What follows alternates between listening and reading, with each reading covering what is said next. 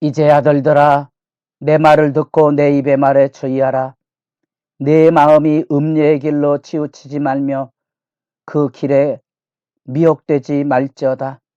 대저 그가 많은 사람을 상하여 엎드러지게 하였나니 그에게 죽은 자가 허다하니라. 그의 집은 스올의 길이라 사망의 방으로 내려가느니라. 새벽 이슬 같은 거룩한 기도자 여러분, 복된 주님의 은혜와 하나님의 권세가 살아있어 생명의 부유함을 누리며 살아가는 믿음의 역사가 날로 새로워지기를 소망합니다. 오늘 우리가 읽을 말씀은 사사기 16장 15절에 31절까지 삼손 탈락의 마지막 사건입니다. 결국 들리라를 품고 자던 삼손은 그 죄의 대가를 치를 수밖에 없었고 언약이 깨져 하나님의 백성으로서 신음하는 자기 백성의 운명처럼 나스린의 규례의 마지막인 머리가 잘려서 블레셋 포로가 되어가고 삼손의 최후가 맞이하는 비장한 현장을 우리가 지금 지켜보게 됩니다. 유혹의 덫은 이렇게 무섭습니다. 잠언에 나타난 음녀에 대한 경고는 세상을 사랑함에 대한 경고고 우리가 가지고는 욕망과 우리 안에 마치 사단의 괴계의 재갈이 우리를 꿰고 와가는 그런 무서운 영적인 전쟁의 사건에 대한 경각심을 일깨워주는 메시지를 담고 있습니다. 죄가 얼마나 지비하고 무서운지 3번에 걸쳐서 끊임없이 삼손을 괴롭히던 그에게 이제 들리라는 마지막으로 이 삼손의 마음에 진심을 토로하도록 그렇게 일깨워 줄 때 16절 날마다 그 말로 그를 재촉하여 졸음에 삼손의 마음이 번뇌하여 죽을 지경이라. 그 유혹의 덫이 그로 하여금 재촉을 통하여 마음의 압박을 이루어냄으로써 드디어 죽게 될 운명에 대한 토설을 드러내고 맙니다.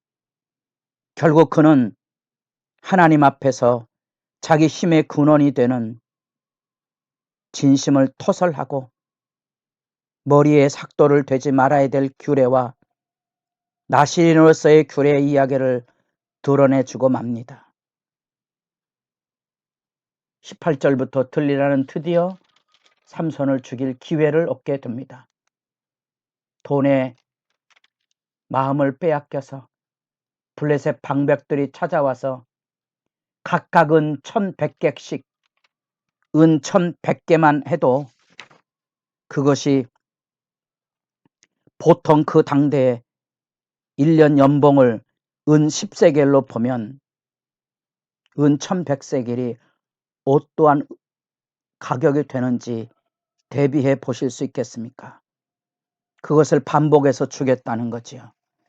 그 돈의 유혹에 삼손을 조르고 있는 이 들릴라의 죄의 지배의 집요성 표현은 세상의 욕망에 포로돼가는 인간이 얼마나 처절하게 무너져가는가를 절절하게 만나게 되고 우리는 이 죄의 집요성이 얼마나 무서운지 우리가 너무도 잘 알고 있는 10여 년의 사울과의 쫓기는 삶에 연단되었던 다윗조차도 한순간에 여인을 향한 정욕에 하나님 앞에 저지를 수 없는 그 유혹의 참상과 우리아를 전쟁에 내몰아 죽게 만드는 기상천외한 악의 계획에 교사를 이루어가는 무서움을 우리가 생생하게 역사를 통하여 배워야 될 것입니다.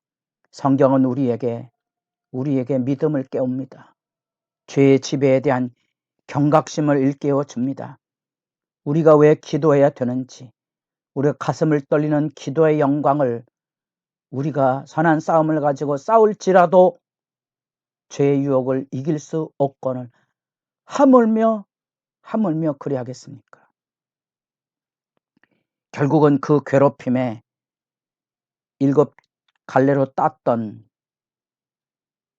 세 번째 들릴라의 꼬임에 대하여 이제 그 7 갈래로 딴 머리털 전체가 잘려지게 됩니다.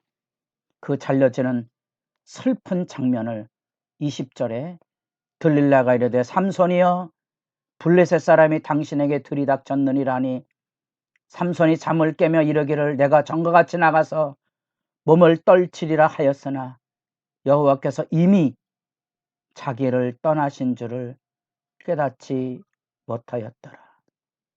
단번에 몰락합니다.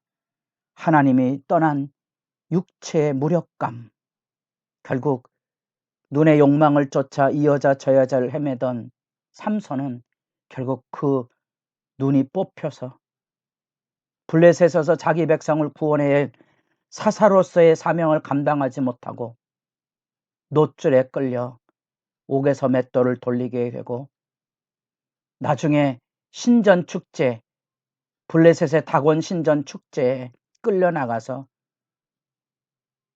놀잇감이 되고 우스개가 되는 조롱의 자리에 떨어지는 비참한 운명의 삶으로 떨어지게 됩니다. 그러나 하나님의 이야기는 끝나지 않았습니다. 22절에 그의 머리털이 밀른 후에 다시 자라기 시작하니라. 마치 원래는 나시린의 규례가 끝나면 머리를 자르고 하나님 앞에 서원을 하고 이행하고 하나님 앞에 자유함을 얻어야 되는데 만약에 중도에 나시린 규례가 파기됐다면 새롭게 머리를 자르고 새로운 기회로 다시 재차 나시린 언약 규례를 다시 시작해야 됩니다. 그러나 삼손은 그런 규례와 상관없이 지금 우리는 이 말씀 앞에서 새로운 시작의 출발을 마치 하나님께서 전혀 믿음 없는 그럼에도 불구하고 희망이 없는 불임의 가정을 통하여 삼손 아들을 약속하시고 거룩을 요청하신 다음에 여호와 영이 움직였다 그랬습니다. 이제 하나님이 다시 하늘의 움직임을 이루어 가게 되는 거지요. 그 이루는 장면이 28절에 장엄하게 등장합니다. 삼손이 여호와께 부르짖어 이르되 삼손의 이야기 중에 처음으로 하나님께 부르짖는 이야기가 나옵니다. 주 여호와여 구하옵나니 나를 생각하옵소서. 하나님의 기억을 하나님의 그 긍휼의 기억을 호소하고 있습니다. 하나님은 하나님의 백성과 언약을 맺었습니다. 그 언약을 기억하시고 자기 백성의 신음소리에 찾아오시는 사건이 구원사의 출발입니다. 출애굽기 2장 24절 25절의 말씀입니다. 그 하나님이여 나를 기억하옵소서. 나를 생각하옵소서. 이번만 나를 강하게 하사 나의 두 눈을 뺀 블레셋 사람에게 원수를 단번에 갖게 하옵소서. 삼손을 통하여 하나님께서 블레셋을 응징하는 그 사건 안에 삼손의 개인적인 원수갚음의 호소를 통하여 하나님은 이제 블레셋을 응징하고 블레셋과의 전쟁의 역사를 시작하고 그 시작의 역사를 이루어 가십니다. 결국 다곤 신전의 축제의 기둥을 밀어서 그 신전을 무너뜨림으로 삼손이 죽을 때 죽인 자가 살았을 때 죽인 자보다 더욱 많았더라. 31절 끝구절입니다. 소라와 에스더월 사이 그 아버지 마노아의 장지에 장사하니라. 삼손이 이스라엘의 사사로 20년 동안 지냈더라. 하나님의 구원 역사의 실제가 그곳에 담겨져 있는 거지요. 마지막 그 부르짖음에 하나님의 구원 역사의 영광이 하나님의 긍휼을 통하여 하나님의 큰 일의 역사를 나타내 보여주고 계신다는 사실입니다.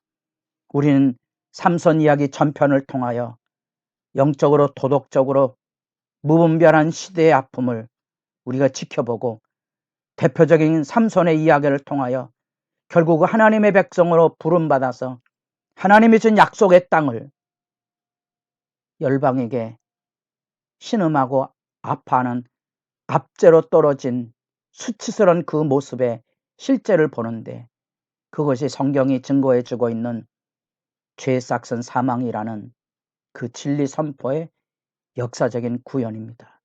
우리가 삼손의 말씀을 통하여 깨달을 게 있다면 바로 그것입니다. 죄에 매이지 말라는 그것. 하나님을 가까이 하고 마귀를 대적하여 싸워야 되는 우리의 정욕으로 인하여 하나님의 구원의 영광과 능력이 우리들 가운데 잊혀지지 아니하도록 우리 믿음의 자리를 지켜야 하고 우리 교회의 거룩성을 지켜야 되는 이 살떨리는 전율의 책무, 하나님과 맺은 언약을 통하여 우리가 지켜가야 될 우리 마음에 새겨진 하나님의 법, 큰 자부터 작은 자까지 누구든지 알고 있는 그 하나님의 법, 하나님의 진리를 따라 살아가도록 주님 앞에 엎드려 기도하시고, 패나도 주의 말씀과 진리로 지어져갈 하나님의 교회, 하나님의 말씀의 부흥을 내다보시며 주님 앞에 기도하는 시간이 깊어지기를 소망합니다.